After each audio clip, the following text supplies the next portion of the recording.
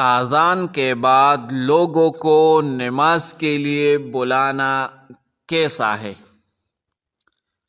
تو جواب یہ ہے، فجر کی نماز کے لیے نمازیوں کو بلاتے ہوئے آنا مستحسن ہے، یعنی یہ جائز ہے، اور بقیہ نمازوں میں ایسا کرنا یعنی لوگوں کو دعوت دینا اذان کے بعد کے نماز کے لیے آ جائے، یہ مکروہ ہے، یہ عمل یہ مکروہ ہے۔ دوسرا سوال یہ ہے، نماز کے لیے بار بار اعلان کرنا یہ کیسا ہے؟ تو نماز کی اطلاع کے لیے شریعت نے اذان مشروع کی ہے، اور اذان کے ذریعے سے نماز کے وقت کا اعلان کیا جاتا ہے۔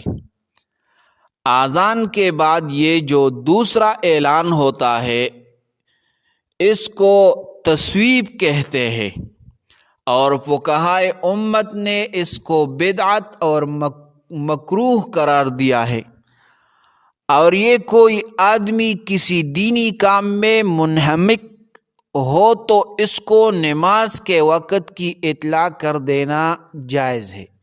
الغرض آپ کے ہاں جو رواج چلا آتا ہے یہ شرعاً جائز نہیں، اس کو بند کر دینا چاہیے۔ تو یہ دو مسائل ہیں، یہ یاد کر لے اور دوسروں کے ساتھ شیئر کرے۔ جزاکم اللہ احسن الجزا۔